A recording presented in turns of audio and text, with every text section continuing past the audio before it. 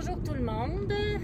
Comme je me suis rendu compte que la méthode parler dans la voiture était faisable, c'est ce que je fais encore aujourd'hui pour mon vlog de cette semaine.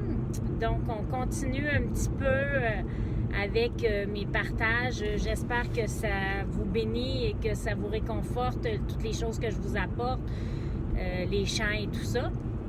Donc, cette semaine, je vais continuer en vous partageant comment Dieu agit dans ma vie, dans le fond, comment Dieu agit. Je vais faire grosso modo comment Dieu agit à date dans ma vie, que ce soit quand j'étais petite ou maintenant que je suis grande.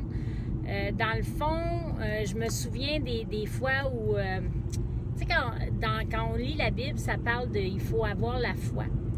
La foi, c'est un tout petit mot, mais qui veut tellement dire de grandes choses. Puis, c'est pas toujours facile à mettre en action, avoir la foi.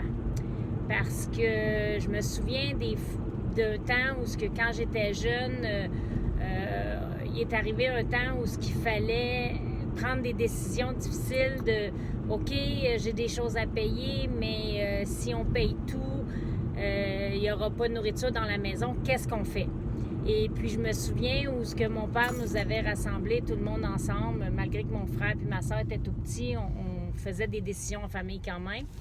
Et puis, je me souviens de mon père qui nous a demandé son avis, notre avis de qu'est-ce qu'on allait faire. Et puis, la décision avait été que, on paye les choses et puis le Seigneur va pourvoir pour la nourriture.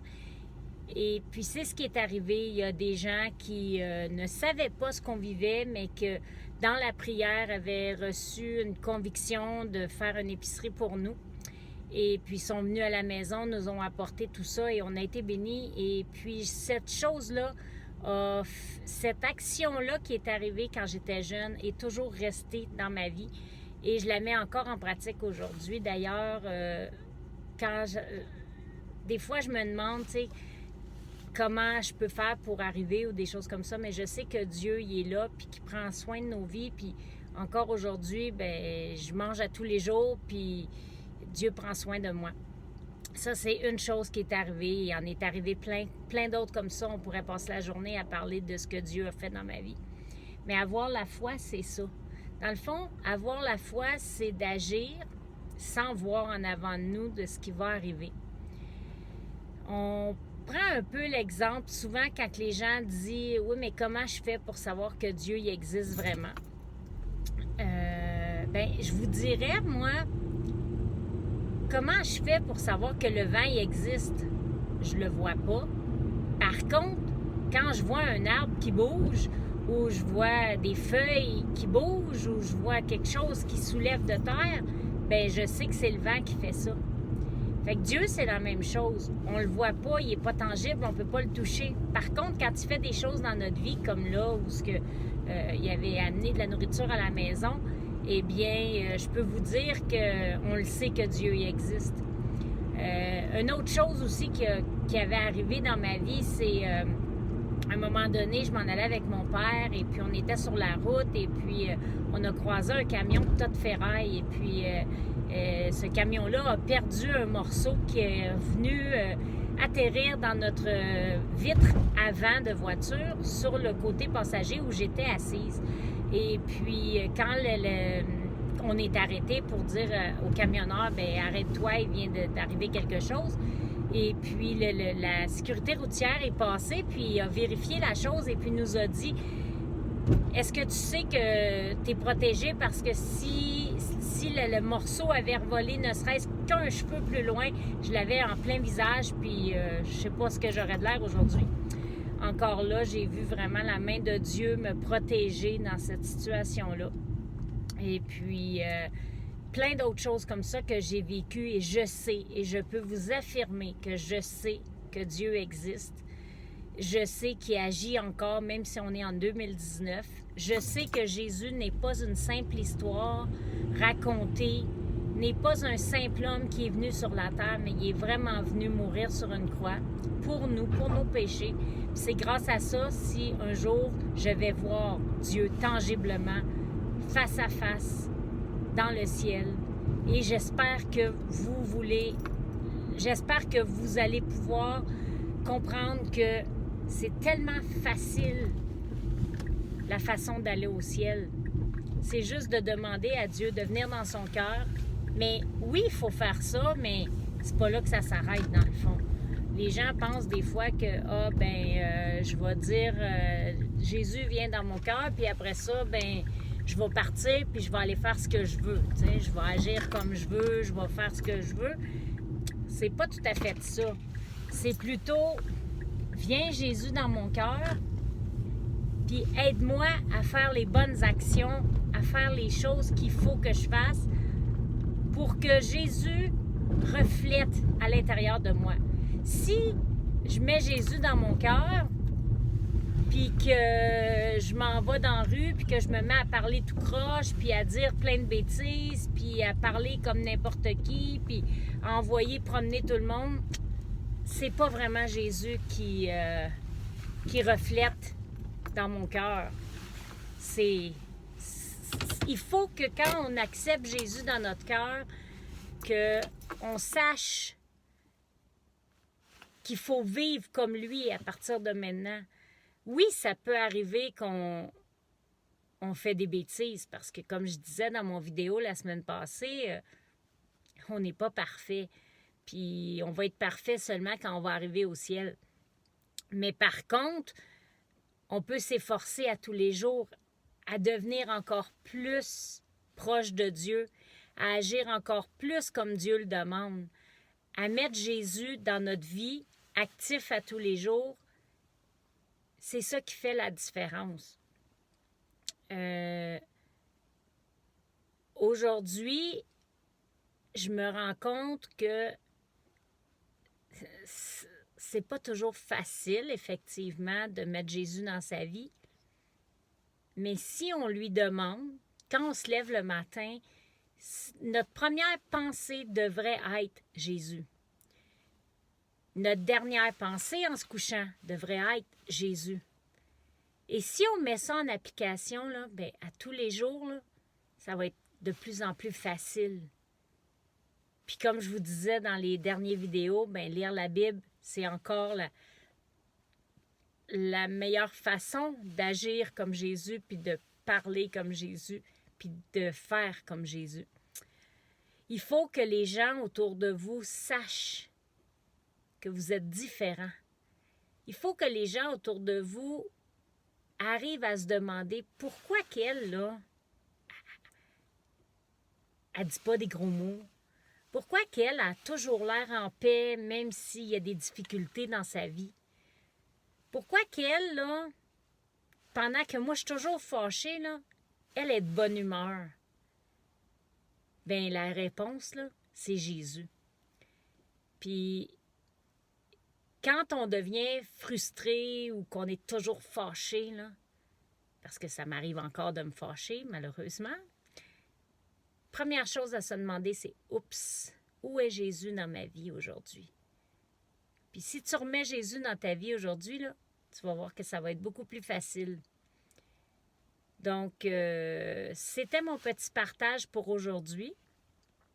Et puis, comme à chaque semaine, je vais encore vous partager un chant que j'aime beaucoup.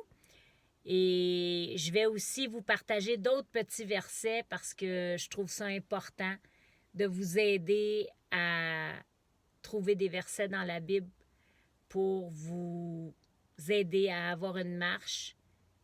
Puis, je vous invite, si vous connaissez, que vous connaissez Jésus ou pas, je vous invite aujourd'hui à lui demander, que ce soit pour la première fois, ou à lui redemander, Seigneur Jésus, viens dans mon cœur, change ma vie, transforme mes actions et que je puisse marcher à tes côtés. Cette petite prière-là, elle a l'air bien facile, hein? Mais si vous la faites sérieusement de tout votre cœur, vous allez voir une différence dans votre vie. Je vous souhaite une bonne semaine, bonne écoute pour le chant et bonne lecture pour les versets et on se revoit la semaine prochaine. Bye bye! Que le Seigneur vous bénisse.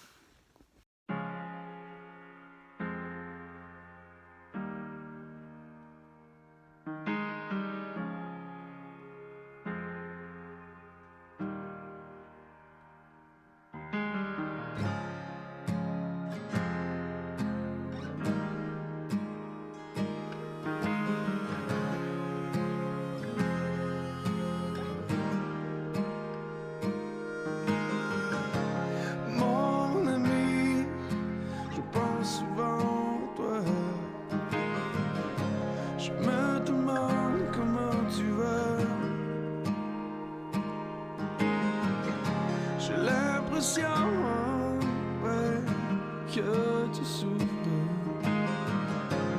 Quelque chose me le dit en dedans.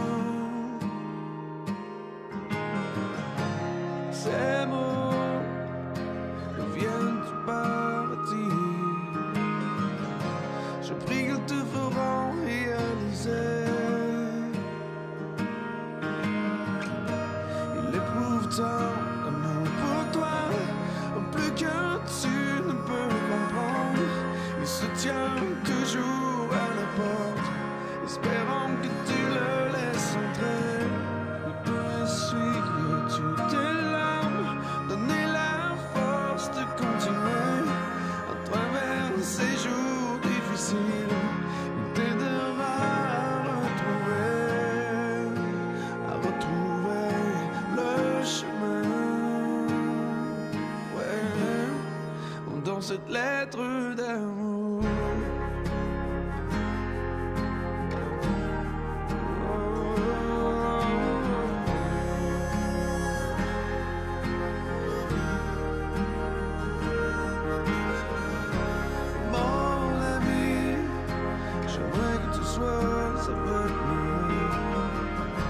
Qu'on puisse parler face à face, même si la distance nous sépare. Laisse-le te porter quand tu pleures. Yeah, yeah.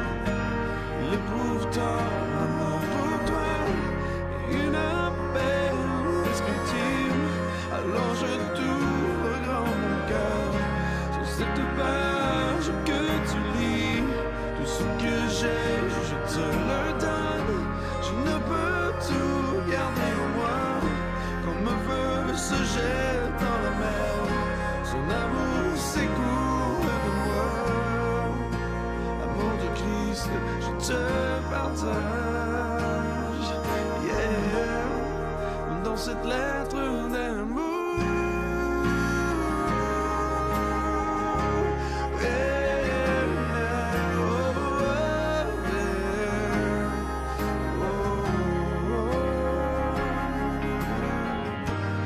Dans cette lettre d'amour que je t'écris, je prie que tu fasses paix avec Dieu et que tu partes à zéro.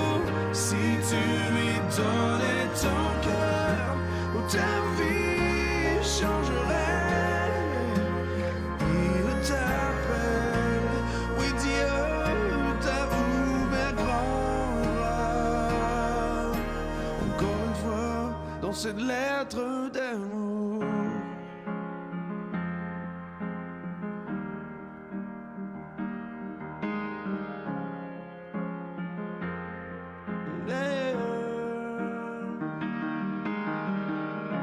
Cher ami, je pense souvent à toi. Je me demande comment tu vas. Mon ami, je prie toujours pour toi. Que tu acceptes l'amour de Christ. Cher ami,